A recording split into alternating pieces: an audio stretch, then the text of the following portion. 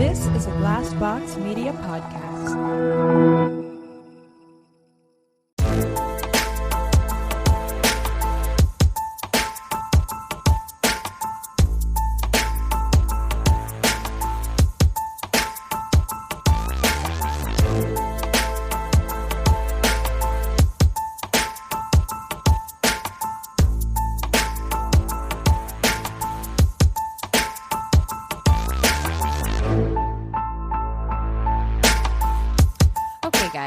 So here is what led to the breakdown I had today. This is really like emotional for me. Aww. And I thought that it's something I had to bring up because it was a plot line in Sex and the City, and it legit happened to me today, that there is a long white hair growing on my pussy. Oh, no. Oh, girl. Okay. I know exactly what episode you're talking about. And please do not break out the hair dye. Hair dye. I was brushing my teeth, just getting out of the shower. I really thought you were about to say you were brushing your pussy. And I was like, didn't know you did that, but all right. Whatever. It makes me think of that that Facebook thing someone showed us that was on TikTok, and it was like, ladies, can we talk about what we're doing with pussy hair nowadays? You know, like, what's the thing? Are we shaving it off? And I know we've talked about it. In quarantine, the thing is nothing, my guy. The thing is running free. Exactly. Yes, we have Glorious Bush going on right now. And it's the 70s down there right now. I can't. Me and Glorious Bush are just standing in front of the mirror brushing my teeth after my shower. And I just it glinted in the sunlight coming through the bathroom window. And I looked down. I was like, that can't possibly be. Like, that's a joke. Like, your pussy hair doesn't actually go gray, does it? And then I was like, it does. Yeah. I mean, mess of tears. Like, I have a geriatric vagina now, and I was so fucking upset, you guys. Like, I can laugh about it now, but I can't. I was a mess of tears, a mess. Oh, no. Like, well, here it is. I'm 39. And now my pussy is retiring. It's silver fox. Wow. You're George Clooney down there. No. Oh, no. Christina, yes. Funny that is what happened to you today, because I was in the mirror. I actually put makeup on today for the first time, and I can't tell you when. Congratulations. Thank you. Had an interview. I was putting my eyebrows on, and I was like, 2 fucking gray hairs. I was like, what the fuck? Like, white, not gray, white hairs in my eyebrows. That's what's coming out of my vagina now, right? On the right side of my labia is a completely white hair. It is a full inch longer than like any other hair. Why? And it's straight too. It's so weird. It's a long white hair, because I was like, is that dog hair or something? And I'm like picking at it, and I'm like, no, that's attached to skin. Oh my God. What am I gonna do? I don't know if this makes you feel any better, but the other day I was sitting in the parking lot at CVS, and there's something about that like natural sunlight, you know, that's different. It hits different than being at home in the mirror. Mm-hmm. And I was looking in my like mirror, I like drop down mirror. I had a hair on my chin that was like a quarter of an inch long. Like, it was so long. And I was like, yeah, that happened to me a couple years ago, and I have to keep an eye on that one fucking hair. I know. Now. And now I'm terrified, you know, because I did the same thing, Christina. Like, I like brushed at it because I was like, oh, it's like an eyelash or something that has like fallen onto my chin. No, ma'am. It was connected to my face. And I was like, oh, this is what it's going to be like now. Like, you're in your 30s. Apparently, this is what happens at this point in your life. Fuck you. Wow. Is this COVID stress that's making not only my head hair go gray, but my pussy hair go white? It's the stress. I blame everything on 2020 at this point. But I have one that I guarantee neither of you guys have had. I cut Chris and Dylan's hair last time, not this past month, but the month before. And I was like, I went to the bathroom and it wasn't long after. And I was like, oh shit, I got like a hair splinter on my boob. It wasn't a hair splinter. Was it hair on your boob? I had a hair growing out of my actual boob. Oh, I have those. I have those too. I have those. Oh. Yeah.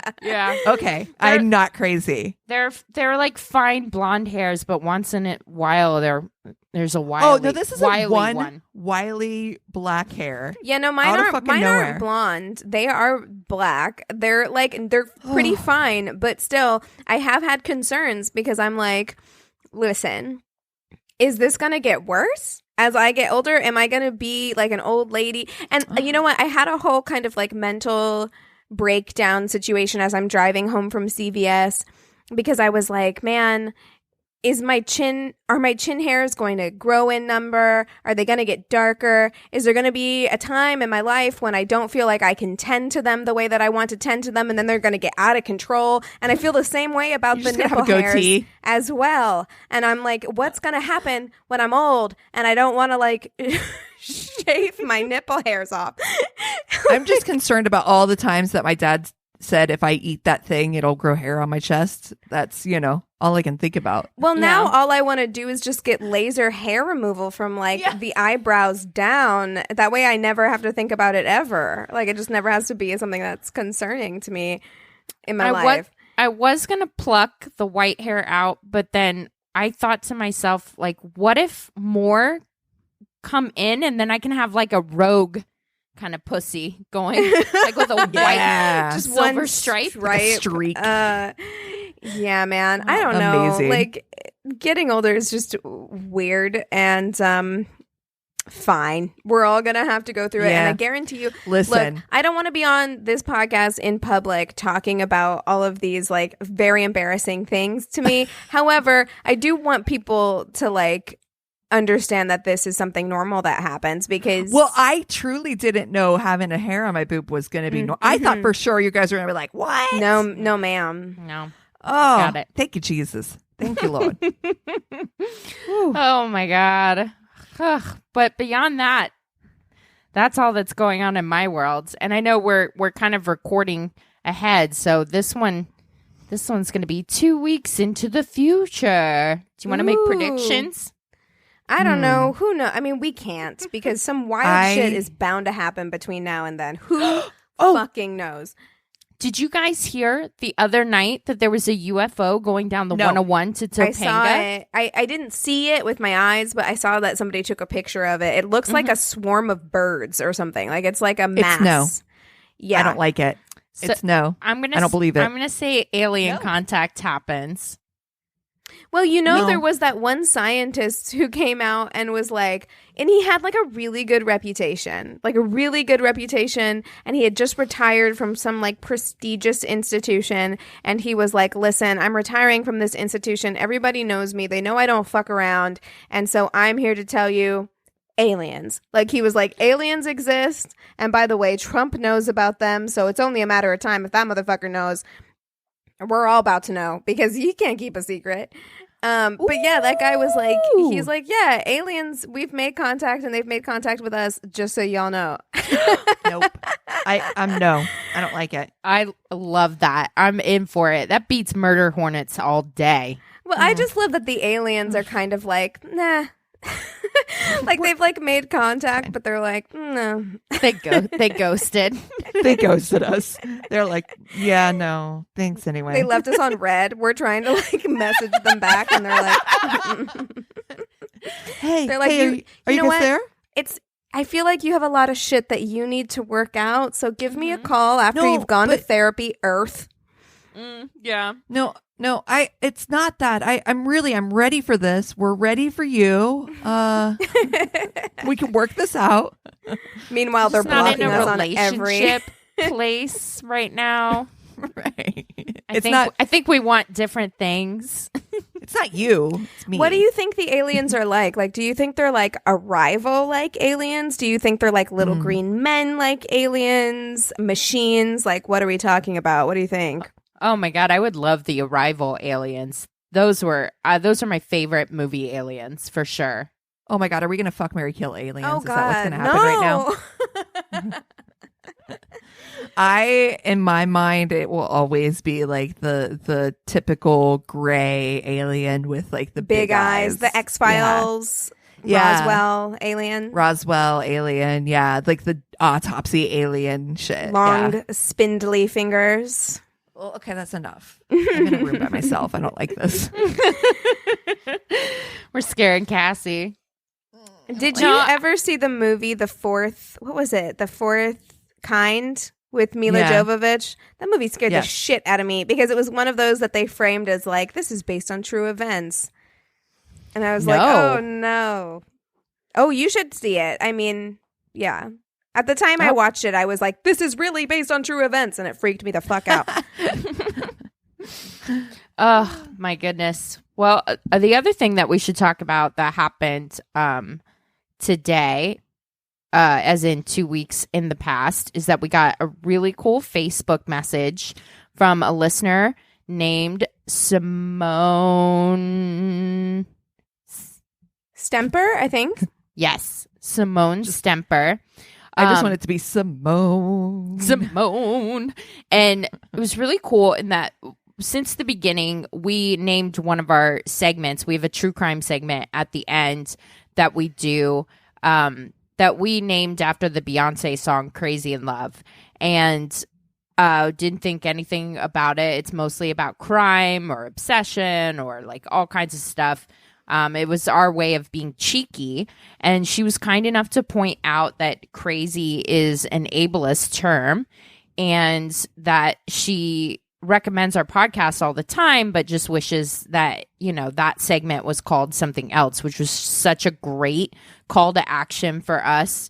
I think that a lot of people, when they get stuff like that, might be like hurt or whatever, being like, oh, I'm not wrong or whatever, try to defend it. Like, that's not the three of us at all. Like, we were immediately like, yeah, sure, fuck it, let's change it. It was just after. And then my girl, Laura Lee Conyer, suggested Tainted Love as an option for it, which I love it. I love that. I love that too. I feel it's an even better description of that section. So excited. I do too. It plays on the same thing as like a song theme, you know? Yeah, I agree. And I think that what Simone did is such a perfect example of calling somebody in on a problem rather than calling them out on a problem, which is something that I talk about a lot because oftentimes when you call someone out, it feels very defensive. You know, people tend to get their hackles raised. I don't think we would have anyway, but people tend to. But what she did was just saying, hey, I love you guys. This is a thing. And we took it as like, here's how we can be better. And we would love to be better. We would love to like learn and grow and change. That's part of it.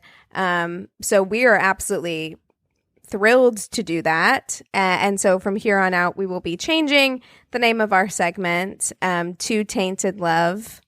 So yeah, thank you so much, Simone. And also we, as a thank you to both Simone for bringing it up to us and to Laura Lee for being the one who suggested the new segment title, we will be sending you some My Worst Date merch in the mail. So look out for that.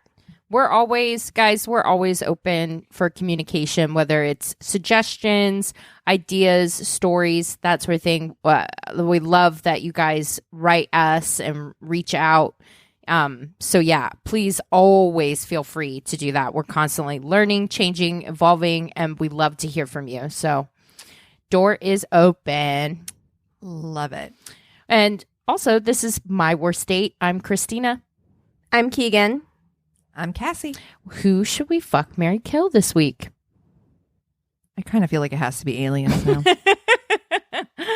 Oh, God. Famous aliens. I mean, what? You've got like Alf and Marvin the Martian and E.T. I'm gonna Google. Yeah. I'm gonna Google now, like famous aliens to see who comes up. Oh, what are the Coneheads? The Coneheads? Oh my God. Famous aliens. Okay. John Lithgow from Third Rock from the Sun. Third Rock. That's exactly what I was just about to say. That's so funny. Okay. Top 10 aliens from the big screen. Yeah, you got Wait, what? E.T. I can't fuck, marry, kill E.T. No. Like, he's No. an asexual being. Mm-mm. I don't like it. We cannot do E.T. Yeah, it's like Alien and Predator. Alf. Oh my God. Nope. Oh, you can throw Predator in there. Why not? Kill. That's an easy kill. Megamind. Oh, from the Megamind movie. Yeah. Or we could just do types of aliens. So we could do little green men, arrival aliens, and Predator. Oh, yeah. And or we could do the wait, is Little Green Men the gray guy? Yeah, the gray. guys? Same thing. Gray aliens. Green. Gray green. Gray guy. Long fingered, big eyed I love bastards. Okay. Let's do it. I love it. Okay, cool. Okay. All right. So we have the gray green guys, which is your standard alien for anybody who's like wondering what we mean by that. So we mean like a teardrop head with big eyes, like little lips, long limbs situation. Yep. We have the arrival aliens who are kind of just like a floating mass, Yes. right? Yeah, well, they Yeah. look like octopuses. Oh, Like that's they- right. That's right. They have like tentacle thingies. And then, do we want to do Predator or Alien? Oh, Predator. Alien. Oh, okay. Ooh, okay. Either way. All right, let's do Predator. So we got Predator who's Okay. like big, buff, dreadlocks. Yeah. Can be invisible if Okay. he wants to. So sounds like a fuckboy to me. Just Yeah. saying. And he's got that makes that weird sound. Oh, God. Oh, that The sound. that clicking sound. Yeah. Imagine waking up in the dark to that. Like, just like that. Depends on where it's coming from. Oh, no, I it does hate not depend. It's the worst. I know. for I fuck's know what sake. I'm gonna do. All I right. bet he's a loud eater. You're going to marry a rival alien. I am gonna fuck Predator. Yeah. That is he's Wild. big buff, throw you around, and like I said, he gets invisible, so he's just gonna disappear. Classic fuck boy. It's a great one night stand. Classic. But you know what? I don't want Predator to accidentally get you pregnant because that baby is going to be really uncomfortable to deliver. I feel like it's a big head on a Predator baby. You're done down there after that. Yeah. You're closed for business. But yeah, it's gonna be fucking Predator for me. It'll be rough and wild. I like it. I am gonna marry arrival aliens. There's something very artistic, beautiful, and Intelligent. Yeah, And they're the smartest of the that- three. Yeah. whole thing about them seeing time as like circular. That I loved that movie. I really did. It was good. It was a great movie. So yeah, I'm gonna marry arrival aliens all day, and then I'm gonna kill the little green man. I feel like if aliens do really exist. I feel like that is the stereotype. I think that they would be offended by that. You know what I mean? Like it's that whole. So I'm gonna kill it. I'm gonna kill the stereotype. Okay. Okay. I think that is fair. You know what? I think oh God, this is kind of hard. I was going to say I think I'm going to do the same thing. I mean, I'm definitely going to fuck Predator because of the three, that's the one that has the most sexual energy. Like the other two, I mean, I really feel like Arrival Alien is very asexual. Like there's not a lot of like sexual energy coming from that. Right. You're going to get your jollies with the Arrival Alien through conversation. Like that's where it's coming from. I feel like you touch that wall and you get an orgasm. It's gonna be real right, easy. because your whole body is going to be it's going to have like an experience, an existential experience, right? Yeah. So yeah. so I think I'm going to fuck Predator. Again,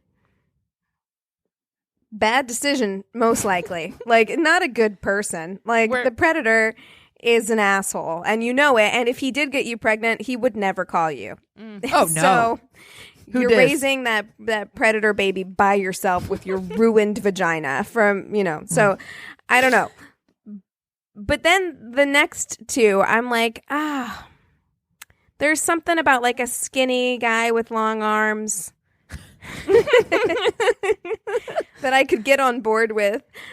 And there is also something about the arrival alien is eventually going to start talking down to me. Like, I know it is. Oh, yeah. I'm an idiot That compared to the arrival alien. You make a good point. You Yeah. do. That's valid. Yeah. Yeah. I think it would be very exciting in the beginning with the arrival alien because it's like, you know, he's so smart and cultured and worldly and like that's exciting. But then, actually, I yes. think you mean.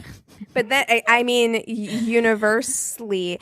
But then after like You would recognize that ink splot for the actually ink splot. You'd be like, God damn. face hot. yes.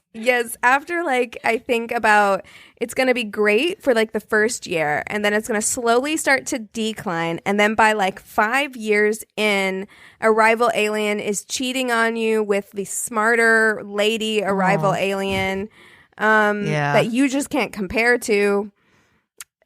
And I don't know if I want to deal with that. Yeah. So I think, you know what? I think I'm going to take the easy way out and I'm going to marry the gray-green stereotype. And he's famous, but he's chill about it, I feel. Yeah. And we're just going to have a real relaxed life in that very stereotypical UFO. Better Marvin watch the out, Martian though. UFO. That motherfucker spends weekends going to the Midwest doing God knows what. But you know what? Here's the thing about the classic alien. The classic alien is like an old soap opera star. Like he makes his money at conventions, hanging out with nerds.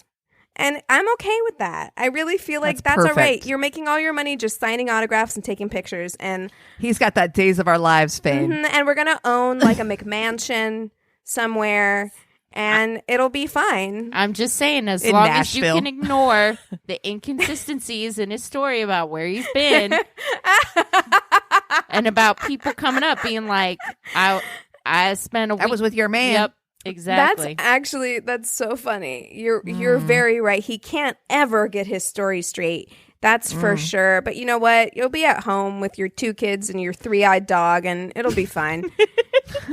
So What about you, Cass? Oh, I'm going to mix it all the way up.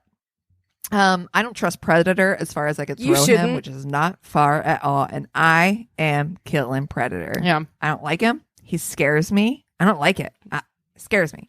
Predator is going to be the one who might like bust your windows open Yeah. for sure. I'm going to fuck the Graylien. I'm afraid to marry him because I don't think his eyes close, and that would freak me the shit out if I woke up and his eyelids, he don't have eyelids. and He's you just know his eyes open all are the time. super big too, so they Dude, take up scary. like 90% of his face. But I'm gonna fuck him because all that long limb shit. You know what I'm saying? Yep. He's going to reach You know what I'm all saying. the way up. Dude, that is my lung. Careful. I am going to marry the arrival alien. All right. And hear me out. 1, super smart, play along, super intelligent. Love that. Love being able to learn from my partner. And tentacle porn is a thing. Am I wrong? No. You're not I wrong. mean, yeah. I mean, it's a whole genre. If I'm, I mean, I don't know if that's something that turns me on. You're about to But, find out. You're going to learn today. I guess gonna we're learn. about to find. You gotta learn. Oh, dude. I'm with you, though, Cass. I kind of feel like they have evolved a really special, crazy way to have sex that we can't even imagine. And I'm like, here for Oh it. man, yeah. Here for getting I'm my mind scared. simulated, you know? Oh, You're no. like, shh, don't talk to me. Just shh, shut your mouth. Shut your mouth. It would have to figure out the whole, like, they live in water. So you basically be keeping your husband in a fish tank. Yeah, he ain't gonna cheat on you. Where's he gonna go? Yeah. I was going to say you could also just walk away from any argument as well. He's like, where are you going? Throwing up ink blots all over the place. You're like, deuces. Bye. Bye. Well, that's probably one of our weirder, like, fuck, marry, 100%. kills. But Yeah. here Look, for man, we're it. in a weird place. Oh my gosh. Well, you guys want to take 5 and we'll come back with stories? Yes, ma'am. Sounds good. Cool. And we're back. All right. I'm going to kick us off with stories since I have the Tainted in Love story, or Tainted Love. God, that's going to take some time to get used to. It's going to take some time. Yeah. This week. All right, here we go. Bad dates don't just happen when you're young. She was 48, me 52. We had been seeing each other about a month. She lived in the suburbs and me in town. Since I had a more flexible schedule, I usually went out her way. One day, I asked her if there was anything she would especially like to do for a date. To my surprise, she told me she would like to go to one of the more notorious strip clubs in town. Oh, hey. Okay. All right. Yeah, come in hot. Surprised but intrigued, I agreed. The next Saturday, she met me at my house and we went to the club. I had $101 bills with me, and she proceeded. Holy shit. That's what you do when you go to a strip club. And you know what? I feel like the bank tellers know. Like when you go and you're like, can I trade in this hundo for singles? As somebody that worked as a server like all through my 20s, having ones was never a problem. Yeah. Same as a hairdresser, honestly. Tipped in ones. I had $101 bills with me, and she proceeded to drink heavily and tip everyone. It was an absolute scream and better than I could have wished. I looked forward to getting her back to the house. So I bet you did. So club time ended, and we drove to my house. We walk in and up the stairs to my bedroom, and there is my 10-year-old old English sheepdog on his bed snoozing. My girl had met Quincy once before and decided to go say hello again. Quincy, I know. I love it. So cute. Before I could stop her, she pranced, and this made me think of you, Christina. So before I could stop her, she pranced over to the snoozing dog, bent over, grabbed his head, and tried to rub noses with him. Now, that here's dog the thing. woke up and bit her fucking face off. Because Christina has the nicest dog of all time.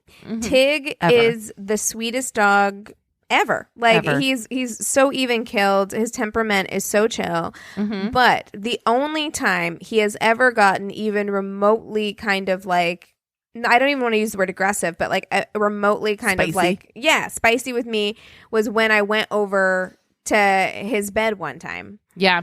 Because dogs, They're scared. Yeah. They're just like asleep. They're asleep, and like that's their like space. And you know, you don't do that. Like I've learned my lesson because I've done that with Tig, and then I did it once with our friend Vanessa's dog, who was the sweetest dog ever. And I did that with him once too, and he got a little spicy with me as well. And then I learned my lesson. I was like, oh, you can't. That's their safe space. They're sleeping. Right. You have to leave them alone in that space. So, she bent over, grabbed his head, and tried to rub noses with him, shrilling while he was shrilling at her. Old and harshly awoken, Quincy nipped her in the nose. She yelled and pulled back, nose bleeding, blood oozing through her hands. Runs to the bathroom. I follow her and see her dabbing at her nose, cursing. There's maybe a 1.5-inch gash down one side of the bridge of her nose, which is quite a large wound, I'd say, for your nose. That's, you know? Yeah. Pretty decent, yeah. She instantly sobered up, continued cursing, and stormed out of the house. As I watched her drive away, I was still trying to process what had happened in the last 3 minutes. She did not respond to my calls or texts that night. The next day, Sunday, she continued to not respond. I'm thinking she and I might be done. Monday at noon, I get a call from my county's animal services. Come on. Oh, no. I was to bring in Quincy and surrender him to the county for a 2-week quarantine. It seems like this woman went to the hospital Saturday night after she left my house, and the hospital filed a vicious dog bite report. So, Quincy and I went to animal services. Big, gentle, slow, clearly old sheepdog melted the heart of the lady we spoke with. Talking fast, I pointed out his age and shared what happened. Animal Services decided that Quincy could quarantine at home if he never left our property and he got seen by our vet and cleared for rabies. Agreed. Aww. We dodged a bullet. Was going to cost a little money for the vet, but my old dog could remain at home. That was Monday. Tuesday rolls around. I receive a special delivery letter from an attorney.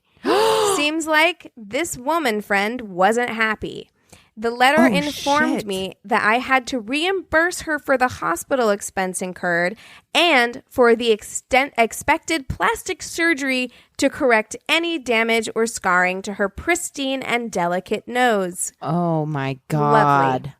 She lawyered up. This shit got serious. The next day, I contacted my attorney and explained the situation. My attorney is a little bulldog of a lady and an animal lover, so she dived right in. She promised to do a little research and contact the lady's attorney. Thursday, I'm sweating. Thoughts going through my head. Cost of plastic surgery out of pocket. Ouch. Friday, my attorney calls me early afternoon. It turns out that in my state, an animal in his home has rights. Seems he can defend himself if a stranger is aggressive. After being confronted with this information and a full account of our date night, this woman's attorney decided to drop the case. Yes. Whew. Never did see or hear from her again. I reached out repeatedly to apologize, but no response. I still have Quincy. He's 15 now. I joke with friends and family that Quincy is an ex-con, then share the story. Gentle old guy, and all he wanted was a snooze. I had high hopes for this woman. I thought we were on a good track. The combination of a strip club, alcohol, and an old English sheepdog likely saved me from a huge mistake. Wow. Oh, that was good. Wow. Holy crap.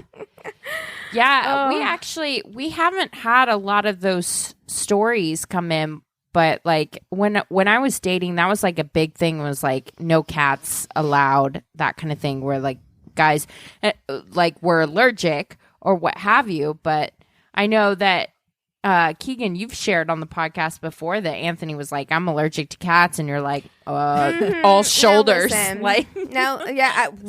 That's 100% how it went, first of all. So like I got Matilda. Matilda needed a home. I had been saying to a friend of mine who works with the unhoused population in Los Angeles, she's a cat lover, and I'd been telling her for a long time, like, I want a cat.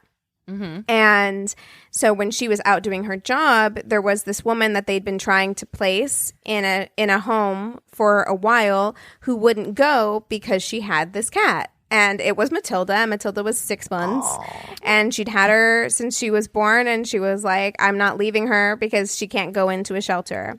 So she called me and was like, do you want her? And I was like, yes, of course. So that day I was not expecting to get a cat. I didn't have a car at the time. So I like went home. I walked to CVS. I came home with like litter and cat food and a litter box, like carrying it all because I didn't have a car. So I walked back like the 3 blocks and got Matilda. And Anthony was like, I'm allergic to cats. And I was like, well, that's too damn bad. You either have to deal with it or I guess we had a good run. Like, I don't know what to tell you. And of course, he dealt with it. And he's a little sniffly in the beginning, but he's gotten over it. And I don't think that this is what Anthony was doing, but I do think that there are guys out there who will say that they are allergic to cats because they, quote, do not like cats and don't want them around. And to them, I say, you haven't spent enough time around a cat. Yep. My favorite thing on Meowderinos, which is like my safe space online, is seeing dog dads, and especially dog dads who are like, I don't like cats. Like, it's the I don't like cats, and the cat is like all snuggled up to them, like on their lap or next to their neck. But Christina, so you were saying when you were dating, you had that, like, was that a common issue? It was common. Very common. Very common. Every time I swiped, I would see at least one. Wow. Yeah.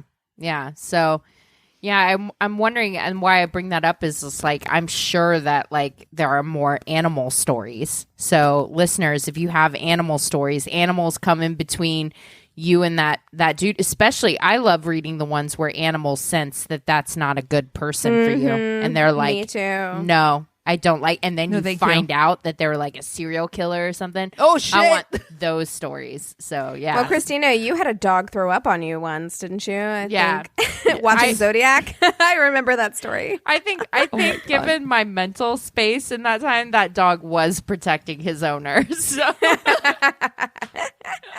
He's like, this is right. That dog was watching that date, and he was like, "Zodiac, really? No." yeah, get out of here. This one's not ready yet. Get her out. This one's not ready. Okay, so I got this story from Reddit. Okay, strap yourselves in. Here we go. I was 14 and had a girlfriend who told me outright she wanted to have sex with me. We have been Can I'm sorry. Can we pause Coming so I in can just hot. say, wow, what a 14-year-old. Me at 14, no way. No, never. No, I had lost my virginity at 14. So, yeah, there's wild 14-year-old. And then I didn't again until I was, later. But I was curious But about it. would you have been that bold to be like, I want to fuck? Like, Yeah, right I away? was. Yeah. Wow. Yeah. Oh my God, I'm amazed. Yeah, I was like I was a weird teenager. But That's not weird. You were just advanced. yeah, well, Which makes sense. I was just curious about it. Yeah, that's a how I lost my virginity episode later, maybe. So we have been dating 5 months. I was a virgin. She wasn't. Naturally, I consulted with my eldest cousin, who was very excited for me and shared lots of tips on how to do my a God. good job. I love Naturally. that. Cousin Naturally. relationships are some of my favorite ever. Yes. Showtime comes. I do what he told me to do when it came to foreplay. I start by pushing her nipples down like buttons with my thumbs. No, oh God, like he's Oh, playing no. fucking Nintendo. Oh, I hate it. I like their boobs, not Mario Kart, bruh. Oh no. Oh no. She looks confused, so I thought maybe she's just not into that, whatever, and moved to the oral part of my lesson. I motorboat her genitals as instructed. No. Is your cousin fucking with you? She laughs and tells he's me to just stop. blowing raspberries on her vag. Oh no. We finally get to the penetrative aspect of this complete nightmare. And as instructed, because I didn't learn the first 2 fucking times, I then attempt to put my penis and balls inside this person. Oh no. And this girl is not a virgin, so she's like, this isn't how it's supposed to be. Like, she knows it's not how it's supposed to be. What is he doing? Is he squeezing? Like, how? How? Oh my God. I managed to get one inside, but when I go for the second one, the first one pops out again. So he's like, one moment, please. Pause. This happens twice before she calls the whole thing off. She's like, 3 strikes. You're out. You're out. Well, can you imagine, like, as a teenager, I feel like I would be insecure enough that I'd be like, okay, maybe he's trying maybe this is French or something. Like, maybe he's trying to do something European. French. But, like, as an adult, imagine a grown man Is he trying the croissant? Imagine a grown man trying to stick both balls inside. Oh my God. God. I confront said cousin about this in a fit of rage because my beloved's friends are now referring to me at this stage as ball boy. He is in tears laughing. Oh my God. What a that's rude. See, it reminds me very much, that story like brought a smile to my heart for a lot of reasons. And it's because like back in my day, like, and I could say that because I have gray hair on my pussy now. Oh my God. Back in my day, we didn't have porn on phones or whatever. Like, you did learn about sex from asking your friends or your cousin or like whatever, you know, like, so you didn't have a million different videos that's showing true. you all these different things. So like, you just kind of had to like figure it out from the book you found under your parents' bed, the 70s, like Joy of Sex or whatever. What a nightmare. Like, thinking back to that, like, seriously, what a nightmare. Like, I've said on this podcast before that, like, yeah, I didn't know that like female like oral was a thing. Like, I didn't know. There were so many things that like I didn't know well into my teens because I didn't seek out the complicated ways of finding porn. Porn was on the internet at that point, but I wasn't getting on it to like figure that stuff out, you know? So what you're telling me is that you didn't have a friend who had in her basement a fucking like case, like a whole credenza full of porn that her dad had from the 70s. You know, whenever I was, I think we talked about this, but like my equivalent of that was that I had one friend whose parents had Showtime, or like not Showtime, whatever that was, Cinemax or whatever that was. Yeah, Skinemax. Yeah, that like late at night played porn, like straight porn movies, and like we would creep out into the living room like late at night. And watch like the most weird, bizarre, softcore porn. Yeah. Yep. You know, like that's the most I got. My parents had the Joy of Sex under their bed. They also had a very interesting contraption. I won't call them out here, but it took me a long time to actually have that memory and realize, oh, hey, that's what that was. Oh, okay. Wow. But yeah, that's pretty much it for porn. I would look up stuff in the library and then like romance novels, that sort of thing. I did find my parents' copy of the Kama Sutra that was illustrated at some point, and it was illustrated in a way that I feel like might be culturally offensive, to be honest. Oh my God. Amazing. Oh my God. God. Okay. So I got my story from Reddit, and I'm not going to give you a title. I'm just going to get right into it. I'm lactose intolerant, and I have been for probably like 8 years. And I didn't know because I never went to a doctor about my issues. Already. I mean, how are you supposed to know when you eat a wheel of brie and shit and vomit your entire intestines out, that you're lactose intolerant and not just, you know, have a problem? But whatever, it doesn't matter because I'm basically a doctor and I used alternative medicine to diagnose myself. I use a method called mortal embarrassment, and it requires a sexual encounter. No. So I was living in Dallas for a few years and was a major part of the Jewish community. Anyways, I was starting to date my kind. It's hilarious. I'd met this guy, Jonas. We had been going on dates for a couple weeks and I really liked him. So I had been purchasing new expensive outfits for every date. These Saks Fifth Avenue purchases came out of my food budget, which I figured would be a double win. So I tied myself over. You guys, I found out the other day that before our first date, Eric had bought a whole new outfit. Oh, that's cute. That's awesome, actually. I think that's because he was like, I'm coming prepared. So cute. He bought like new pants, new shirt, new shoes. Like he was.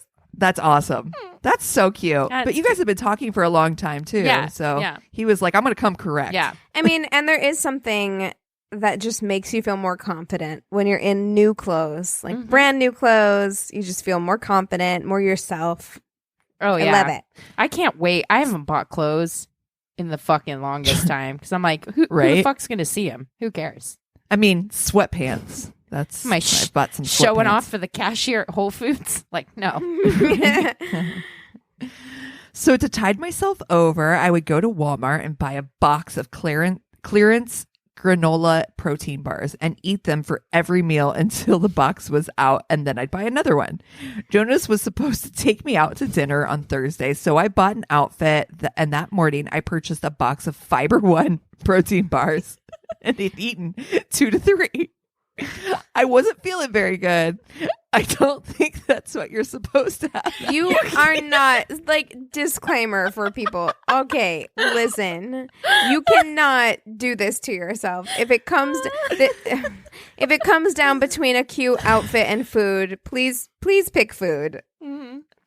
Or just like, you know what I mean? Like, vary it up. You can't live for like days and days on end on fucking granola bars. Like, a lean cuisine is like $2.50. Okay, like go get yourself like a chicken parmesan lean cuisine, or like for $2.50. An apple or something, something else.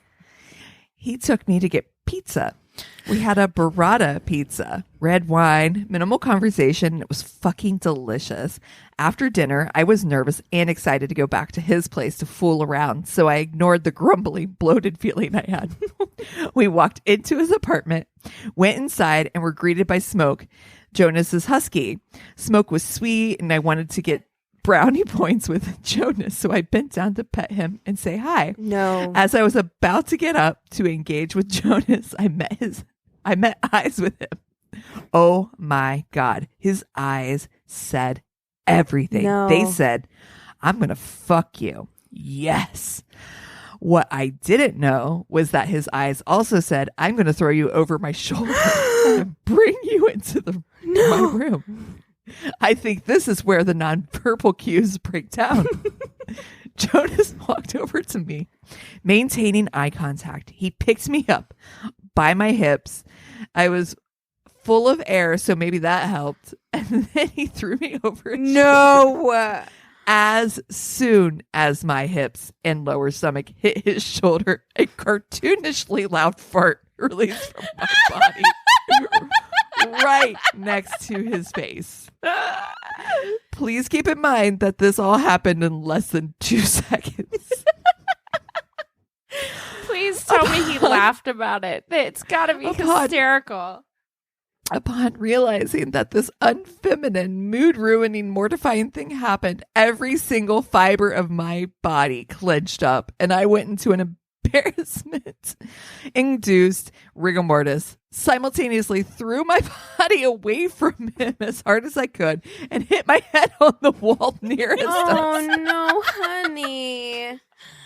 Oh. Jonas freaked out and let go of me. I slide to the ground into a pile, hair in my face. I look up and see Jonas and his dog cocking their head at me in confusion. Is it possible that they hadn't heard it? He asked me if I was okay, and I said, "Don't look at me." Don't look at me. I was still hoping he hadn't heard it. He said, "It's okay." Anyways, we proceeded to have sex in his bedroom, and I totally farted like twice during a Cosmo magazine no-no. Cosmo magazine. You know what? That is one thing that I feel like I can safely say as a almost 31-year-old woman. I have never farted during sex. Oh, I have. No. Yeah. I'm sure I have. Yeah. I mean, nothing I can recall, but I'm sure my brain has probably blocked it. He broke up with me a week later, and I'm pretty sure this is why. Oh, no, honey. Oh, my God. Dude. Oh, my God. Everybody So funny. Farts happen. You are a human being. The best thing that you can do about anything embarrassing, I've learned, is just be all shoulders and laugh it off. Because, yeah. Right. Well, I think that's something, too, that, like, as you get a little bit older, you come to realize. But I'm imagining this date is, like, I'm going to guess they're probably in their 20s. Easily. Look, yeah. yes, I think you have to be in your 20s if you are sacrificing food for Saks Fifth Avenue clothing. Yes. I think the older and you get, also the being more picked you're up like, over somebody's shoulder. Yeah. Yes. And look, if a 45-year-old man tries to pick you up and put him over his shoulder, I'm like, he's throwing his back out. Number one.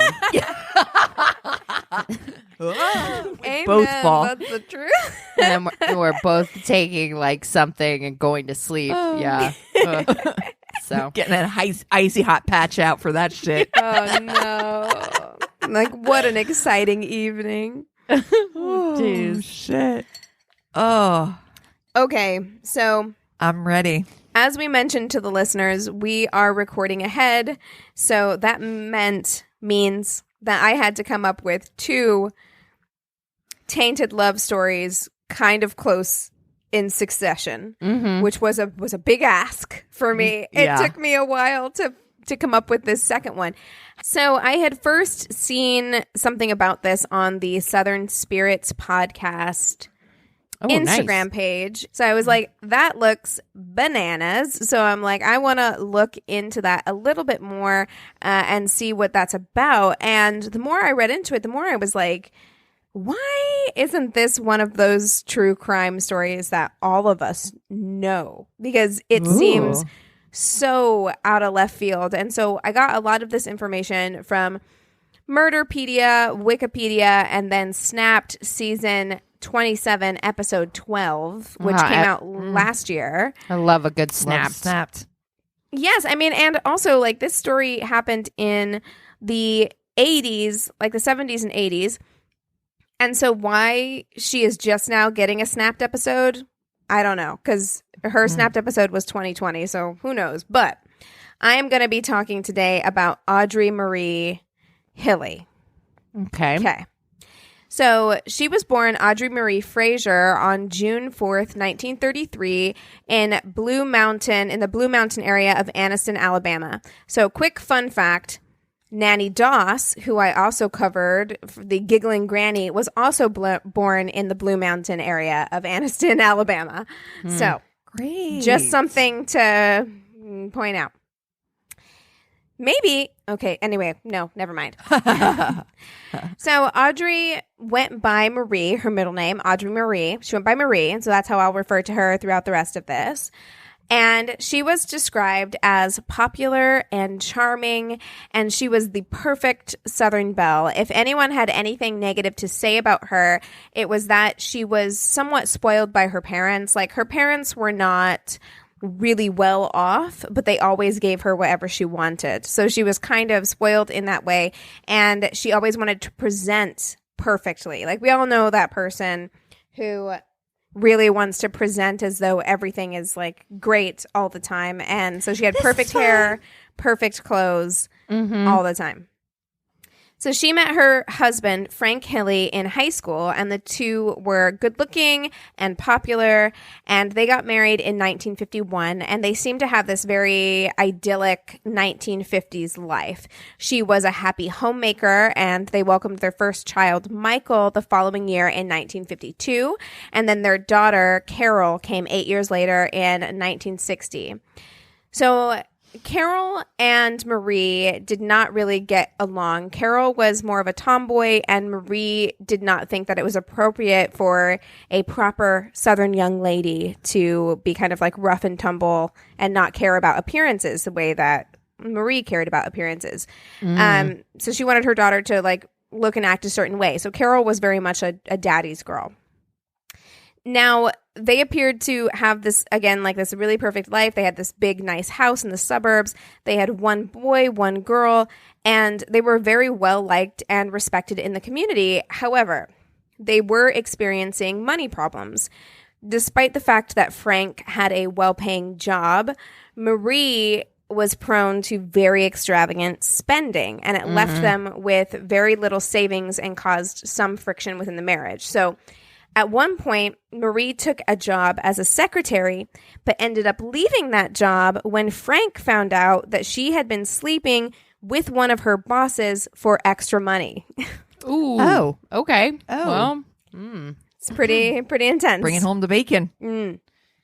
Yeah, one thing I read said that he had actually walked in on them one time. ooh. And that's shit. when he was like, all right, I'm going to stand by you as my wife, but this gotta stop. So she stopped working as a secretary.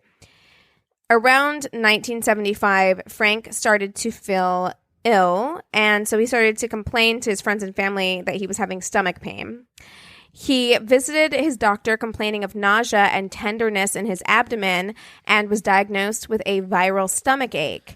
When the condition persisted, he was admitted to the hospital where tests indicated a malfunction of the liver and doctors diagnosed him with infectious hepatitis. He died early the next morning on May 25th after he was admitted into the hospital. This sounds like poison. Sounds like Nanny Doss, don't it? It doesn't make you feel like she was like, this is another local lady. Maybe I'll just reincarnate myself in this. An autopsy performed with Marie's permission, so she gave them permission, revealed swelling in the kidneys and lungs, bilateral pneumonia, and inflammation in the stomach. So because all of these symptoms resembled hepatitis, they went ahead and put that down as Frank's cause of death. And there were no other tests that were conducted at that point. Frank had a life insurance policy on him taken out by Marie. Of course. That's lucky. And it was for the amount of $31,140. Now, $31,000, according to the Snapped episode, was quite a lot of money in that time. In that area of Alabama, you could buy a house. Like, you could buy like a decent sized house for $31K at that time in that area. Marie ran through the money pretty quickly, and 3 years on, it was gone. So on the night of Carol's prom, so Carol and her mom Marie, they didn't get along very well, but on the night of her prom, she's like, this is the one night, like, let's get gussied up and go out. So she's getting ready with her mom. Her mom is like doing her hair and makeup to go out, but she ends up becoming violently ill, and she's like, I can't go out. So she ends up losing feeling in her extremities, and she's unable to walk. So she's rushed to the hospital, and the doctors claim that they can't find anything wrong with her. They ended up telling her that her symptoms were psychosomatic and that she had to undergo psychiatric testing at Birmingham's Caraway Methodist Hospital. So they were like, we don't see anything physically wrong with you. It's all in your head. You need to go to this. You're a woman. You're being hysterical. You're being hysterical. Exactly. Frank's sister, however, who was Carol's Aunt Frida, she felt like something was fishy. And so she noted that a lot of the symptoms that Carol was experiencing, the stomach pain, the nausea, etc., were similar to what Frank was experiencing before he passed. And she recalled that Marie had been giving Frank injections before he died. And so she asks Marie's son, Mike, who had gone away to seminary at that point, she asked, but had come back when Carol got sick. She asked him, hey, can you call your sister and ask her if she's getting any injections? So he calls. How do you just like, you're like, honey, I need to inject you with something. How do you bring that up? Yeah. I mean, Right. I feel the same, but so, okay. So Mike calls Carol while she's in the hospital. And he asks her, he's like, hey, has mom been giving you any injections? And Carol, who's on this Snapped episode, she's like, my mom was in the room with me, so I told him no. But then he asked me, are you sure? And I said, no. So at that point, they were like, okay, something's really wrong. And Carol said that Marie had been giving her injections both at home and while she was in the hospital several times, and had told her daughter that the injections would help her to walk again. No. So, right, that's not how that works. So Mike informed authorities, and to his surprise, they tell him that they've actually been monitoring Marie for some time because she had been writing bad checks all over town because she'd burned through all that money from the life insurance policy and was still trying to maintain this super lavish lifestyle. So she's been writing bad checks, and it's to the point now where it's so bad that they have authorities actually like monitoring her activity. So they arrest her at that point and hold her on the bad check charge. So Carol is then transferred to the University of Alabama hospital, where the doctor who is called in to examine her notices that she has strange line markings on her nails and immediately recognizes it as a sign of arsenic poisoning. So sure enough, they test her hair and then they do blood work, and it confirms that that she has arsenic levels ranging from over 100 times the normal level close to her scalp when they look at her hair, to the normal level reaching the end of her hair shaft, which indicated that Carol had been given increasingly larger doses of arsenic over a period of 4 to 8 months. Oh, wow. Right. So Damn. Mike then asks police to dig up his dad's body, and when they do, they find equally high amounts of arsenic in his system as well. So Marie, during this whole time, is maintaining her innocence. She's saying that the injections were a nausea medication for Carol because Carol was feeling so nauseous that she was giving her... I thought it was so she could walk. Yeah. Also, you know what? If she's in the hospital, you kind of let the doctors handle all that shit. Could you ask them to give her some nausea medication? Yeah. So, of course, this is bullshit. So police aren't buying this, and they find that Marie has taken out a $25,000 life insurance policy on her teenage daughter, which they're like, that's weird. Tracks. You don't take out, but it really is like so similar to what Nanny Doss did. Because remember, she was taking out life insurance policies on like her grandkids and shit. Like it's so similar that I do wonder if she was somewhat inspired by that. It's a woman from the same area who was doing essentially kind of the same thing. So Auntie Frida, she is determined to nail Marie for the murder of her brother. And so she goes to Marie's house, where she finds a pill bottle in the basement containing arsenic. And then they also test a vial in Marie's purse, which also contained the poison. So they speculate that she has been dosing her husband and daughter with injections and through food. But that's not all. Before Mike went away to seminary, he had also been experiencing stomach flu-like symptoms that had mysteriously vanished when he left home. Yeah. And Run, Mike, run. run. And then others had also started to wonder if they had been poisoned by Marie. So after her husband died, Marie had called the police several times and made reports that somebody was harassing and stalking her. And the police didn't find these claims to be credible. Like, they would come over, she'd be like, somebody's been harassing me, stalking me, whatever. But her story would never add up. Like, they would never be able to actually like link anything up. But every time that they would come over, she would do that classic Southern hospitality thing where she's like, here's some treats and some lemonade and some sweet tea for you all. No. And they started to note that every time they left her, they would not be feeling well. And then neighbors, business associates, and relatives also claimed that they'd been feeling sick after spending time at Marie's house.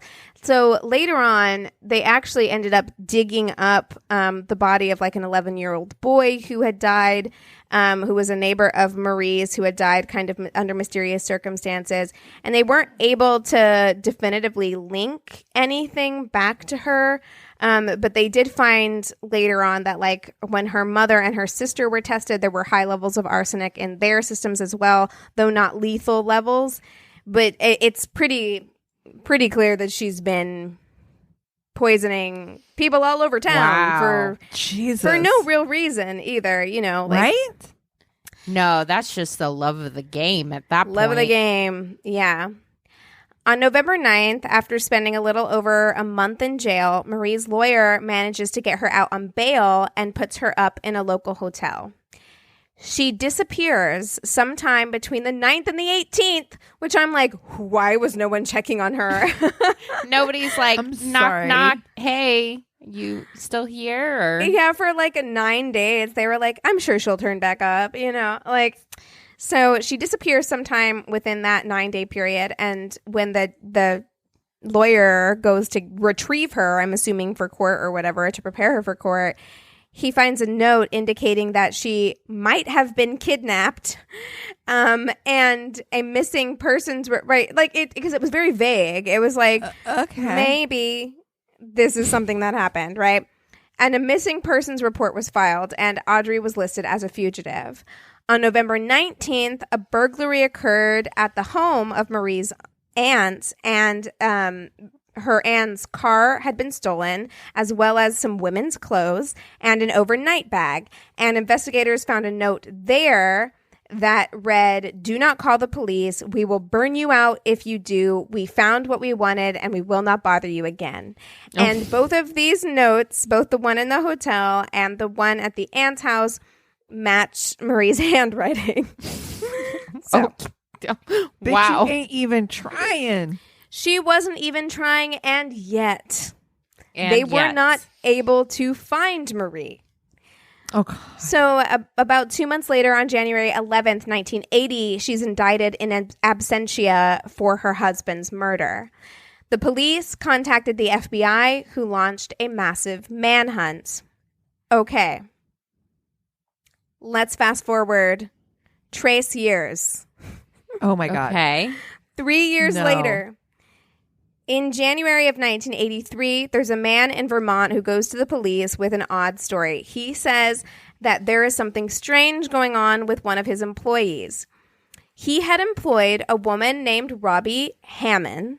She was a sweet, talkative lady who everybody liked. She was married to a local man named John Hammond, and she, would be at work, getting along with everyone, and she spoke often about the identical twin sister she had in Texas. So she started telling her coworkers that she had this rare blood disease and that she needed to be treated, or else it was very possible that she would die. So the only specialist in the country that she could see was in Dallas. So she was going to go there and stay with her sister while she got treatment. So she left her husband, John, and she sets off for Dallas. And a few months later, John receives a call from his wife's twin sister, Terry. And she tells John that sadly, Robbie has died from her blood disease, and they've donated the body to science. And it was Robbie's last wish that Terry go and visit John and see the life that she had created for herself in Vermont. So John, girl. So this John, is somebody that watched way too many soaps in the 60s and 70s, and is just like, I'm going to As the World Turns this motherfucker. So John is heartbroken over the death of his wife, but he agrees to let Terry come and visit. And when Terry arrives, he notices that she looks exactly like Robbie, except that she has blonde hair, she has a different style of dress, and she's wearing different makeup. Still, they're identical twins. They're twins. That's what happens. They're identical twins. So, whatever. So Terry stays for a couple weeks, and eventually John, he takes solace in Terry's company, and she moves in. So Terry goes to Robbie's workplace and meets Robbie's coworkers, and the coworkers are like, I like that the coworkers are like, I don't fucking think so. Everything. Oh my God. Long lost twin sister, rare blood diseases, everything.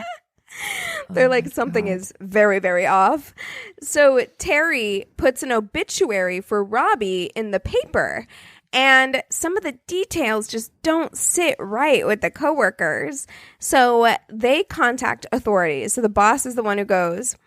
When the authorities examined the obituary, they noticed that it just did not add up. The hospital where Robbie's body was supposedly donated didn't exist, and neither did the church that eulogized her death. So the FBI is contacted, and when they approach Terry and tell her, they're like, look, bitch, we don't think you're who you say you are. And she folds immediately. She admits that she is not Terry or Robbie. She is Audrey Marie Hilley, and says that she had changed her identity because she was wanted in Alabama for, quote, writing bad checks. Whoa. Okay. Wow. Just that. Mm-hmm. Cool. So they take her in and they pull her records and they see that she is on the run for murder, though she refuses to admit to the poisoning of her daughter or her husband. So she's extradited back to Alabama.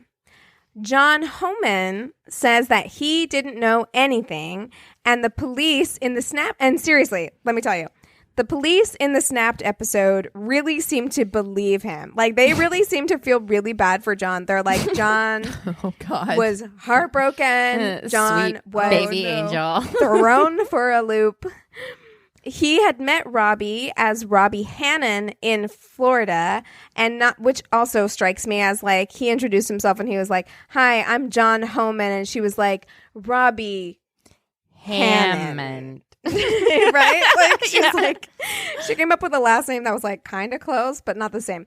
So he meets her as Robbie Hannon in Florida. So it seems like she left Alabama, she went to Florida, she met John, and they fell in love quite quickly. And then she tells him, like, "I've always wanted to live in New Hampshire." So this woman must be the most charming woman in the world, because he was like, "Let's move to New Hampshire." So the two of them moved to New Hampshire.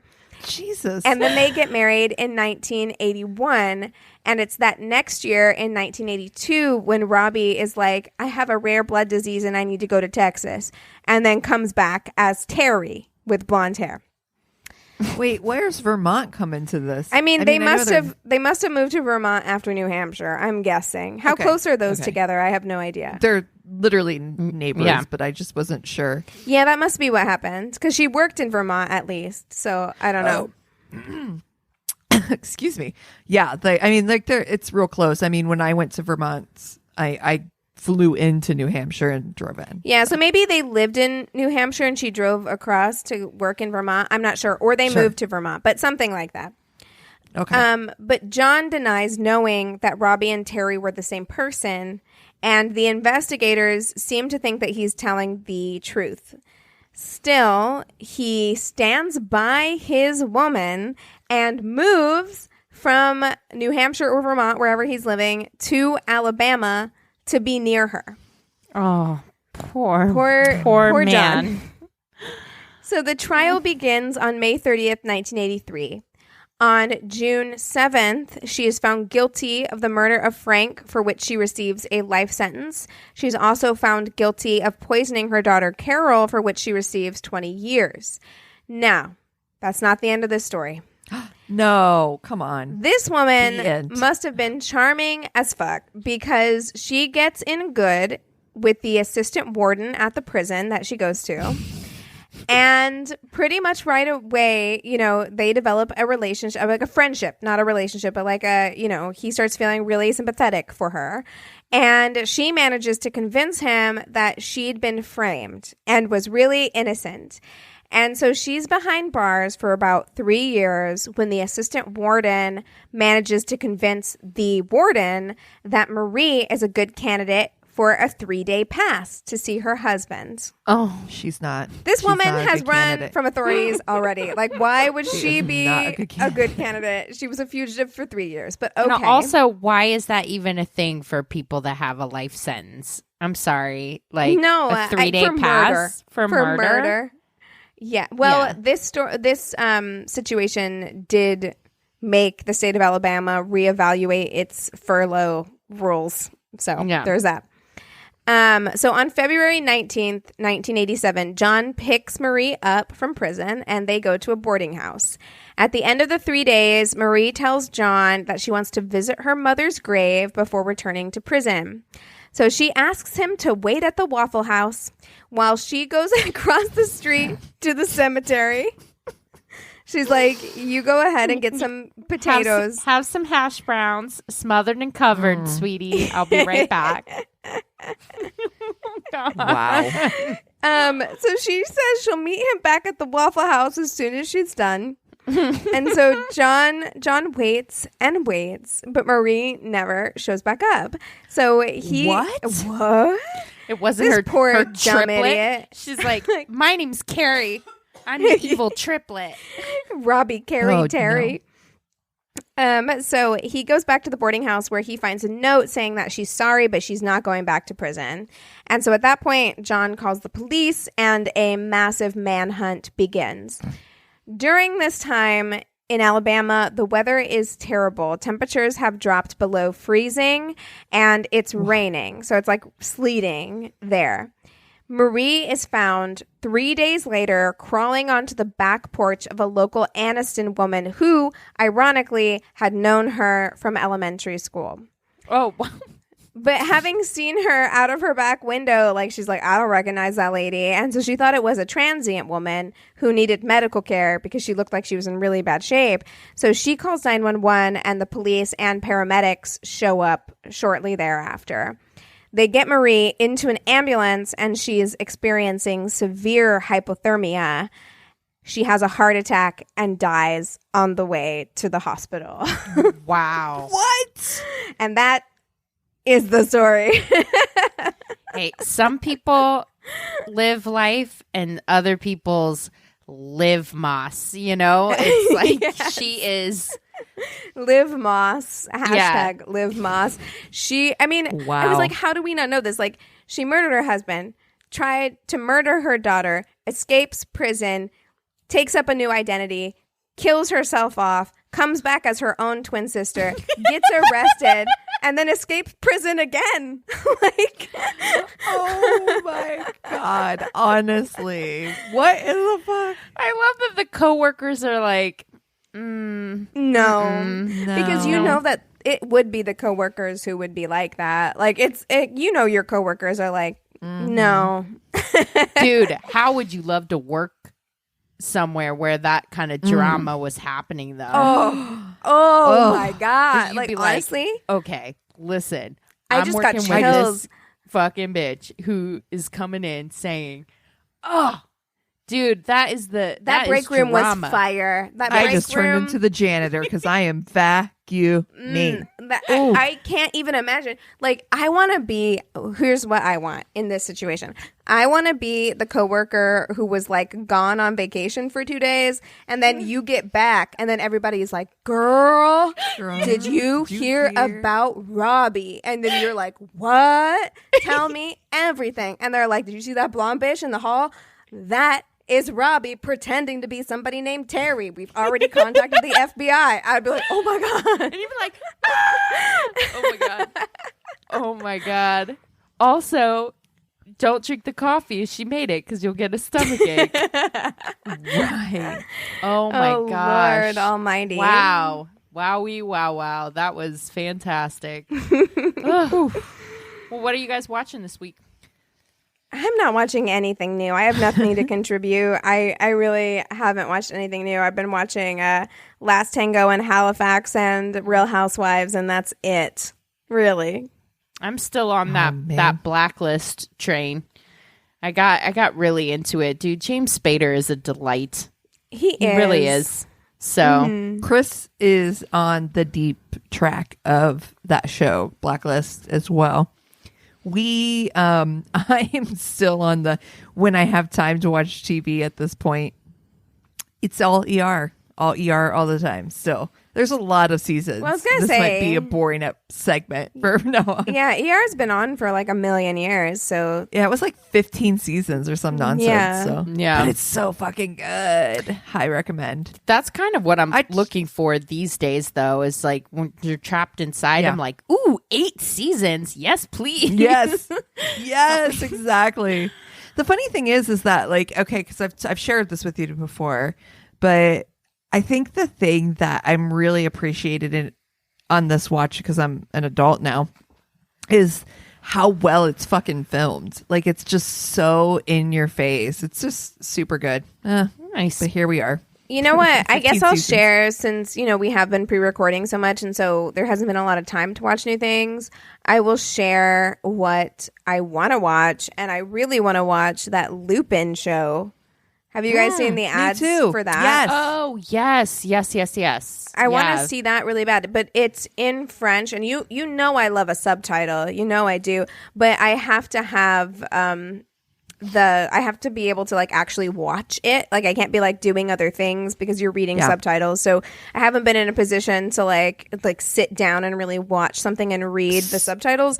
But that looks great, and I really do want to watch that. So Chris and I watched the first episode. Did you like? We started it in dubbed. Okay, like it's a dub over. And I was like, I can't do dubs. I don't like that do the either. dubs. Yeah. It was terrible. I was like, let me just listen to it in French and read it if I need to. You know, like it just was but it's good. The first episode was really good. And I don't know why we didn't continue. I think it's just because one of those, it's not bingeable, right? So it's not like. It's not. Yeah. I think it was like a drop, a release, I think. I think. Oh, okay. Yeah. All right. That's interesting. That might have helped me actually with Peaky Blinders because I ended up binging that and I got through 3 seasons of it. And I think they're on the 5th season. And I just was like, I just can't. I did the watch same it thing. Anymore. I watched the first 3 and then I fell off. And it's not like it's not good. It's just there is I think a formula to a quote bingeable show, right? Like there is like I think that there is a certain thing that goes into that, and some shows have that bingeability and some shows don't, and it doesn't mean they're not good shows. It's just like that's right. They're not formulated for you to be like watching one session, you know? Correct. Yeah, I was just like, what they're gonna get into wacky hijinks, they're gonna get out of them. Okay, like somebody inconsequential might die. Yeah. So. Yeah, I was just like, meh, I'm done with this for a while. Maybe I'll pick it back up when I'm in the mood for it again because I really enjoyed it. It was 3 seasons of it. Cillian Murphy's hotness can only take you so far, you know? Right. Yeah. Oof. Yeah. Yeah. Well, if you guys have shows that we should watch, if you want to reach out and say hi, if you got stories, go to our one-stop shop of website. It's myworstatepodcast.com. And we love you so much. Cheers. This is a Glass Box Media Podcast.